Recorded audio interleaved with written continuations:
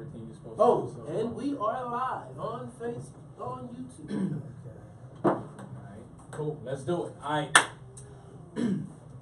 Hey, what's going on, everybody? JJ Simmons. We are live here with Entrepreneur University. How you doing, my brother? How you feeling, Pop? Introduce yourself, sir.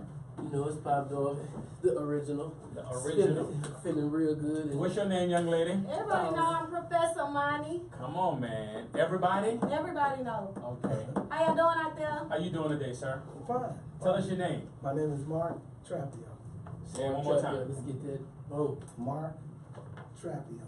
Mark Trapio. Uh-huh. Are you ready for today? I'm always ready. Okay, because we're going to pull your brain as much as we can. Okay, I'll try to Okay. help you out. hey, Mark. So for us who don't know, can you tell us what you do for a living? Yes, sir. I'm a CPA. Accountant. Did I spell We'll let it go at that. I've been a CPA for about 25, 30 years. Wow. Um, Which one exactly? 25 or 30? 30. Probably 25. I won't take He want to tell you his name. Okay, so people can come to you to get their, like, LLCs. We do a number of things. My company is Gerard Management. We do a number of things. In my type of business, my business comprises accounting, taxation, government contract consulting, and I do things like I formulate different businesses, nonprofits, corporations, partnerships, LLCs, if you want to call them. They come in different varieties, LLP, LLC, LC, that nature. And we do almost anything. Anything you can name from a financial management standpoint, we do. Awesome. So we have a whiteboard. Go ahead. Go ahead. For everyone that is in Houston, Texas, Mark has agreed if you come to him to get any of these things that we're talking about today, you'll get what? 5%? Okay, yeah. 10% off? I'll give you a discount. Yeah, but you have to mention that you What's the are number that exactly? you were Is it 5? referred Which one is it? from Entrepreneurship Pardon? University. No, what's the number of the discount? 5? Because we want them to come at you 5. correct. Okay, yeah, 5%. We don't want no confusion. But Okay, you that's have fine. to mention that Entrepreneur University sent you. Okay, that's right. You have to mention that. I agree. Okay, cool. Okay. So we have a whiteboard right here. So we're gonna go down this list. We're gonna go one by one. Monty, how we gonna do this? So we're going to talk about for-profit and non-profit organizations. We're going to talk about the difference between the two, even though I think it's self-explanatory. But we'll talk about the difference between the two, and then we'll talk about what you need and the difference between an LLC, a corporation, a partnership, and a sole proprietor. Let's do it. All right, there you go. So let's not assume though, like you said, it's kind of self-explanatory, but we want to hear it from this guy's, from his 25 years of experience Okay. to simplify it, right? Yeah. Because once again, I'm in love with, clarity. That's Okay. everything. That's fine. So let's go number one, nonprofit. Talk to us about that. Well, a nonprofit organization is an organization that gets a determination from the federal government, what you call 501c3 Okay. determination. And what you do is you have to provide, and you have to be able to provide a service for an exempt purpose. That is, for example, the Salvation Army, the Red Cross, the Girl Scouts, the Boy Scouts, stuff of that nature. Certain hospitals, stuff of that nature. Excuse me, Boy Scout is nonprofit? Yes. So what people say when they're out there selling the cookies and that's they making money? What's up with that? It What goes is to that the about? Profits can make money. It goes to the Okay. it goes to the organization to Okay. further the advancement of children. That's what Gotcha. the Girl Scouts and Boy Scouts do. That's the exempt purpose. Okay. Okay. I've been dealing in nonprofits for 25 years. So I formulate them. I do their tax returns. So what's the exact price on that? Because we got a lot of people scheming and scamming people. You got people, no, seriously, all jokes aside. You got this person, I know a guy who was like, oh, you just give me $200, you can connect with my 501c3. I'm telling you, I didn't heard all kinds. That's a scam. No, I'm saying I know people who have said, so give me the exact number. What's the price for the 501c3? Well, it depends, because the 501c3 is a very complex situation. It depends on your exempt purpose and what it's for. So out of all the tax returns and tax ramifications in business, in my opinion, The nonprofit is the most difficult because it becomes, It's the most difficult? yeah, because it Okay. can become like an octopus. Depending on which, every exempt purpose and depending on what your exempt purpose is, it grows. The reporting requirement grows. To become a nonprofit in that area grows. That means the information to be provided before you, to get the nonprofit determination grows. So it just depends on what it is. A hospital may have a different criteria. The American Legion of Veterans may have another, the Boy Scouts have another one. You may decide to get into a nonprofit area where you wanna provide housing for the poor, the So, veterans, so let's stuff back like up. that. So a nonprofit basically, one is government funded, Right, and it's also, you need a 501c3 to orchestrate as a nonprofit. that's correct. You have to Okay. get a determination from the federal government, and that's the only way you can receive grants. Only a nonprofit organization can receive grants. So for-profit cannot? No. Okay, it's considered what, a donation? No, a if you, a nonprofit, you cannot, a nonprofit organization, if you give them a donation, you can get it tax deducted. Right. Okay, off your taxes. If you give it to if you give money to a profit organization, You you don't can't get deduct it. anything back. Okay, so you still haven't told me the price. What's the price? Well, it varies, but I would say that a basic nonprofit to determine, get a company or an entity to develop a nonprofit could run you between, $500 to $2,000. Okay, you said a basic. Give me the complex. What's the number for the complex? Well, complex, it could probably, I'd say it reach about 2 Gs. He said 2 G's. This man, where you from? I'm from Philadelphia. Born, raised, and educated. Homie said 2 G's. Okay. Yeah. Amen.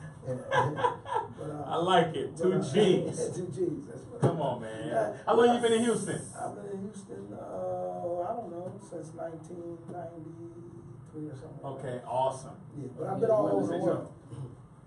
Go ahead.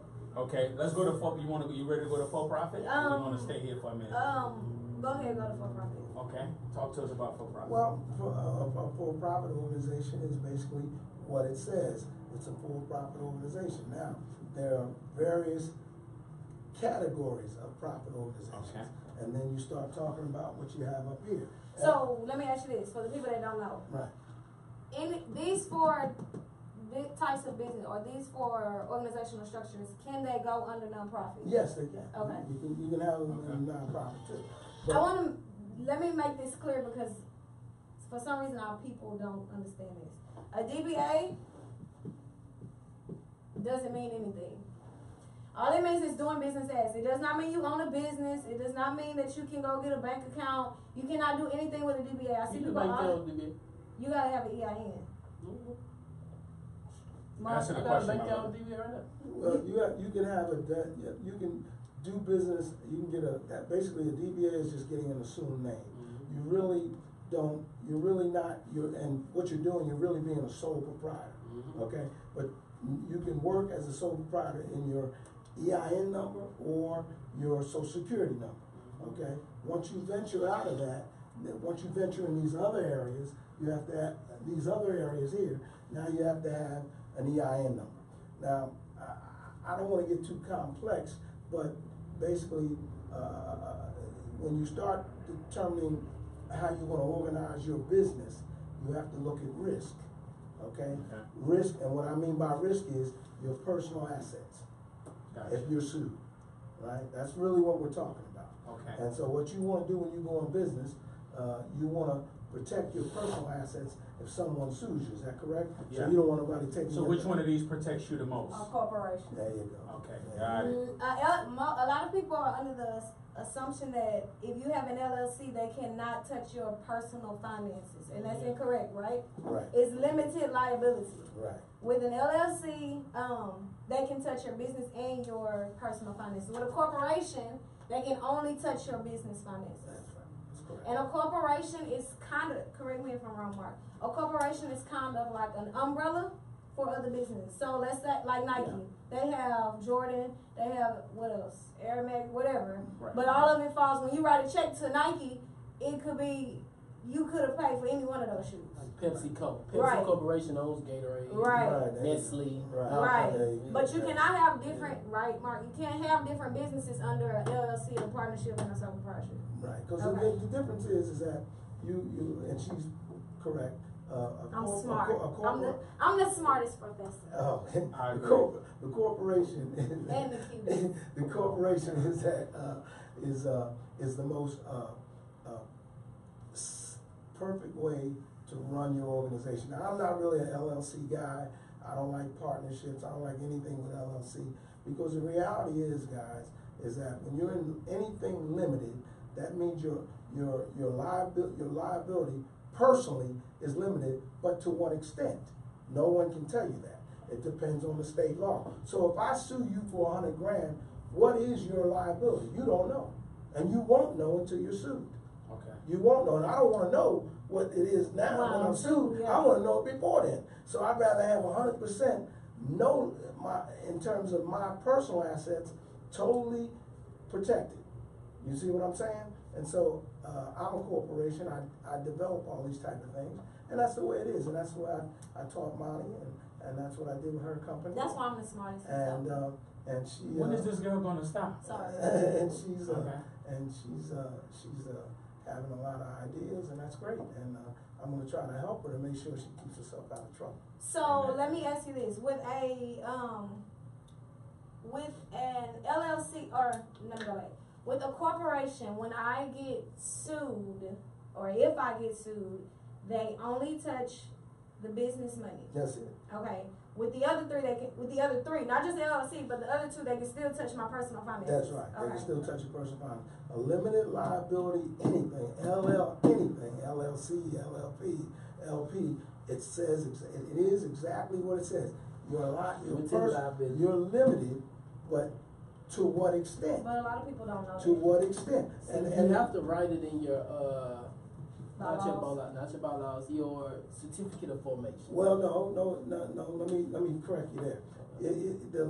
What determines your liability in anything is the state law and the situation. Right. So you say, for Because instance, in Utah they say there's no law. It's like you can be hidden. So you say if you get sued and you're in California, a limited liability company, your liability, and depending on what your role in that limited liability company. Okay, let's say for instance, a limited liability company with one member is really a sole proprietorship, because when you file your taxes, and I don't want to get too complicated with your audience, but when you file your taxes, you file a Schedule C. That's a sole proprietorship. So one member in a limited liability company is really a sole proprietor. Gotcha. So you really are not doing anything with yourself in terms of what you're trying to do as far as protecting what you own personally.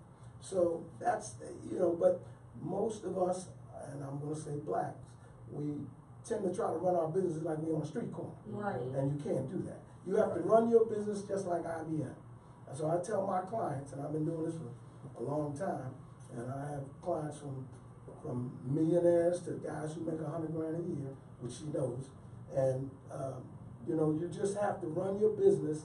And I tell small businesses, small black business, you run your business like IBM.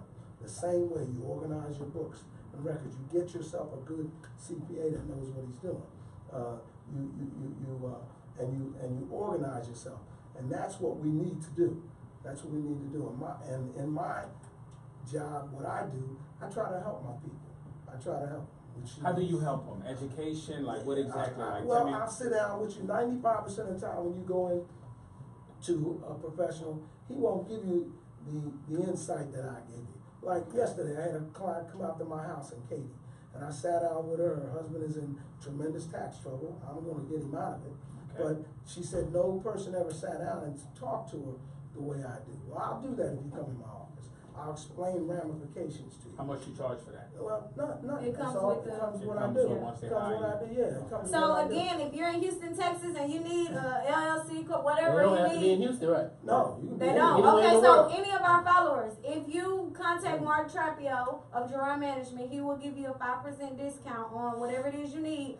But you have to mention Entrepreneur University. Wow. Right, yeah. And make sure you call the man ready too. Don't call with a bunch of confusion. And if you're not getting anything, don't call him with a whole bunch of questions. Yeah, don't call. Don't me just much. call because you got questions. That's Yeah, what okay. Entrepreneur University is for. Ask your professors. Yeah, ask your professors, yeah, that's them.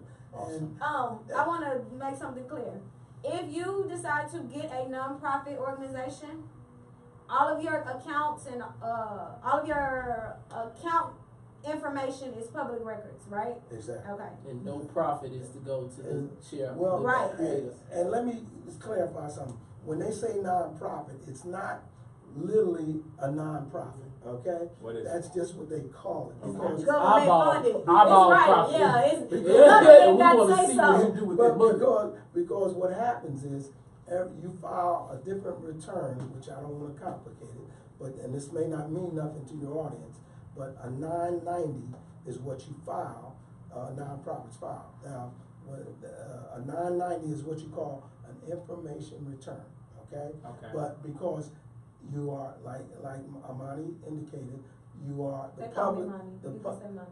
the public looks at this. So say if I want to give you your organization $5,000, I may want to go out there and look at your tax return, see what's going on. It outlines everything happening in your organization, so I can see what's happening.